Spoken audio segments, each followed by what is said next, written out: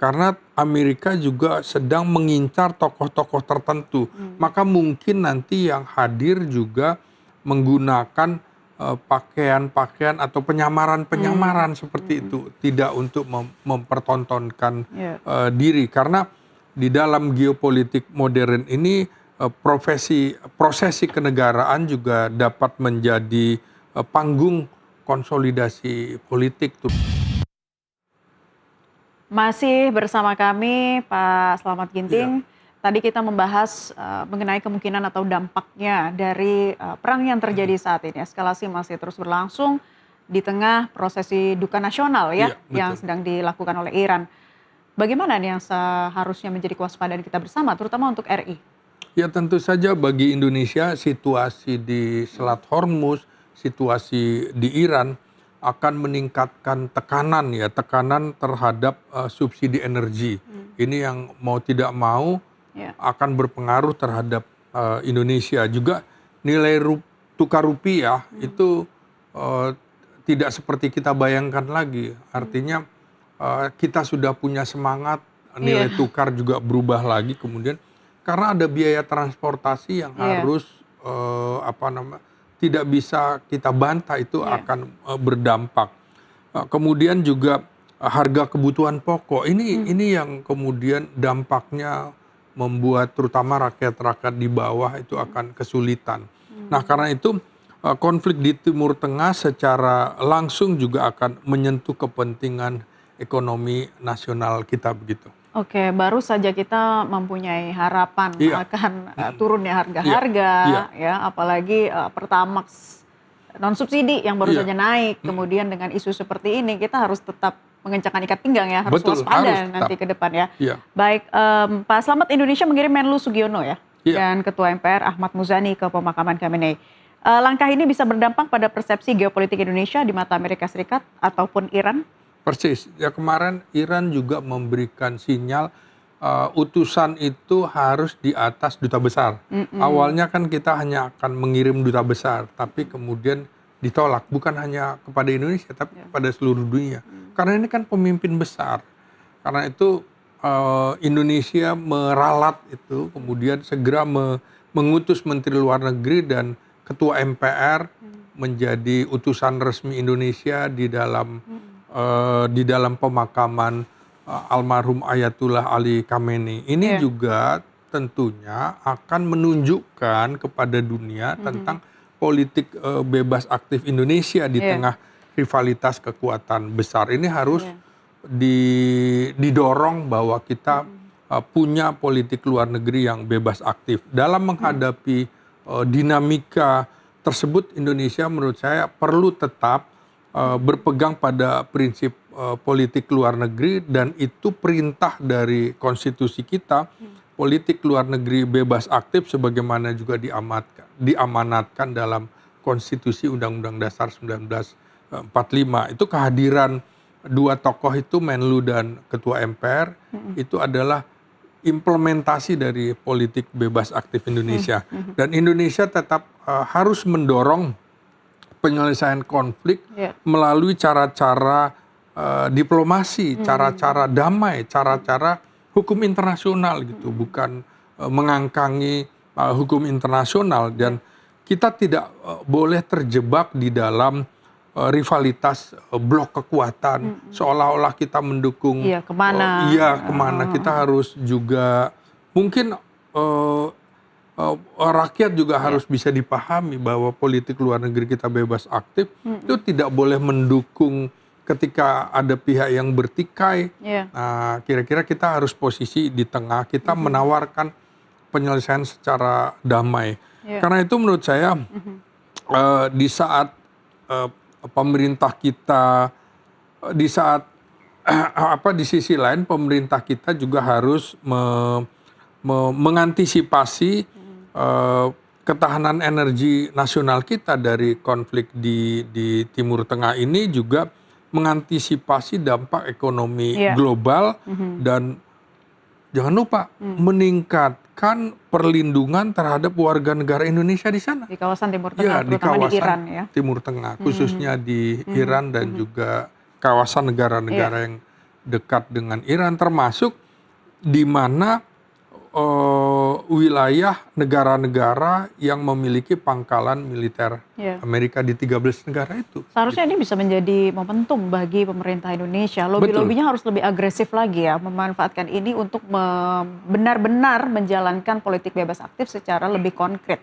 Harus seperti apa lagi yang kita lakukan? Karena kedepannya mengantisipasi dampak-dampak ekonomi yang terjadi, Pak Slamet. Iya, sebagai negara yang memiliki kredibilitas yang tinggi, ya artinya kita juga masuk di dalam negara non-blok, kita masuk dengan negara konferensi Islam, mestinya kita juga menjadi salah satu negara yang bisa menginisiasi perdamaian di kawasan Timur Tengah. Di berbagai forum internasional kita harus lebih aktif lagi untuk menunjukkan bahwa Indonesia ini punya peluang memainkan peran sebagai honest broker, yaitu pihak yang bisa dipercaya untuk menjembatani konflik-konflik di Timur Tengah untuk penyelesaian secara dialog tanpa berpihak kepada salah satu kubu begitu. Oke. Kalau kita membaca peran dari intelijen masing-masing begitu ya, Anda menilainya seperti apa? Lebih cukup kuat yang mana nih yang bisa membaca situasi ketika eskalasi terjadi kembali? Nah, tentu saja intelijen itu akan dimainkan di dalam negeri maupun di luar negeri. Pasti ada intelijen Amerika di Iran, juga ada intelijen Iran yang sudah masuk di Amerika. Ini betul-betul strategi geopolitik modern yang dikemas dengan perpaduan politik, diplomasi, dan militer. Maka kemudian seperti pemakaman Ayatullah Ali Khamenei ini juga ada perang intelijen di situ. Karena Amerika juga sedang mengincar tokoh-tokoh tertentu. Maka mungkin nanti yang hadir juga menggunakan pakaian-pakaian atau penyamaran-penyamaran seperti itu, tidak untuk mempertontonkan diri, karena di dalam geopolitik modern ini prosesi kenegaraan juga dapat menjadi panggung konsolidasi politik, terutama bagi Iran yang mengirimkan pesan kepada dunia bahwa stabilitas keamanan kendati dalam suasana perang masih terjaga dengan baik. Oke, baru saja kita diberikan jeda sejenak ya, harapan akan adanya deeskalasi. Tapi ternyata terjadi lagi situasi seperti ini. Apakah bisa dibilang ini adalah babak baru dari konflik yang terjadi di Timur Tengah, Amerika Serikat Iran khususnya? Ya betul, saya kira ini babak baru ya, setelah sebelumnya ada tanda-tanda perdamaian. Karena itu menurut saya pengerahan kekuatan militer Amerika hari ini dan juga dibalas oleh Iran menunjukkan bahwa diplomasi abad 21 ini juga semakin bertumpu pada kredibilitas daya tangkal militer, kekuatan militer. Karena itu diplomasi dan kekuatan bersenjata bukan saja dua instrumen yang berdiri sendiri, melainkan saling melengkapi dan juga ini untuk membentuk posisi tawar kedua negara yang sedang bertikai. Jadi ini juga pelajaran bagi Indonesia. Diplomasi kita harus kuat, militer kita juga harus kuat. Jadi harus semakin jelas pelajaran dari konflik di Timur Tengah ini. Politik luar negeri bebas aktif Indonesia juga bukan berarti kita tidak memperkuat kekuatan militernya. Karena kalau negara militernya kuat, maka negara lain juga akan memperhitungkan kita begitu. Bagaimana dengan Trump, Pak Slamet? Citranya saat ini lagi sangat dipertaruhkan ya. Ada event besar dunia.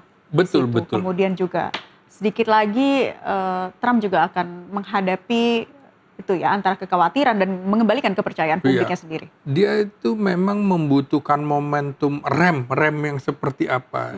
Ada alasan apa kemudian untuk menghentikan perang. Tapi ternyata ini perang berlanjut.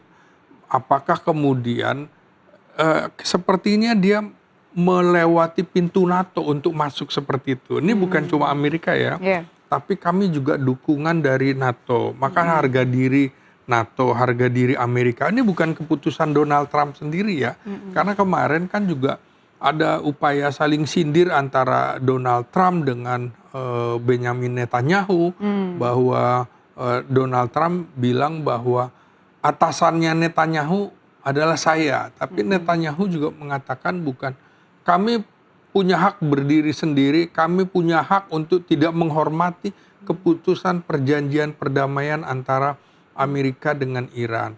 Maka situasi perang yang sekarang juga dilancarkan Amerika itu akan berdampak secara domestik, terutama ekonomi di dalam negerinya, termasuk tingkat kepercayaan terhadap Donald Trump ini juga seperti mereka kan tidak menyangka bahwa Piala Dunia ini ternyata tidak menguntungkan seperti yang diharapkan. Nah, tentu rakyat Amerika atau rakyat di mana maju juga agak takut kalau mau datang ke Amerika karena situasinya seperti ini. Apalagi Iran juga sudah mengancam, kami sudah membentuk tim untuk membunuh Donald Trump.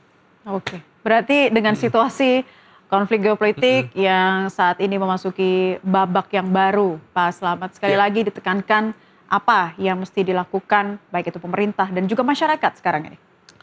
Ya, saya kira di tengah rivalitas kekuatan besar di dunia dan juga di Timur Tengah, maka harus ada kemampuan dari kita untuk menjaga keseimbangan antara kepentingan nasional dan komitmen terhadap perdamaian dunia tanpa kemudian kita tanpa harus mengabaikan politik luar negeri kita. Kita tetap harus mengacu ke situ karena komitmen terhadap perdamaian dunia itu kita pegang. Jadi kita cinta kemerdekaan, kita cinta perdamaian, tapi kita lebih mencintai kemerdekaan. Itu kan pesan di dalam konstitusi kita, dan ini adalah modal strategis bagi Indonesia untuk menentukan posisinya bahwa Indonesia bisa masuk di dalam kancah percaturan geopolitik global jika kita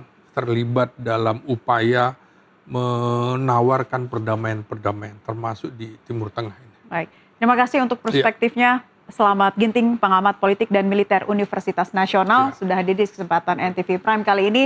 Dan sebelumnya ada Arafah, warga negara Indonesia di Teheran, Iran, sudah bergabung bersama kami.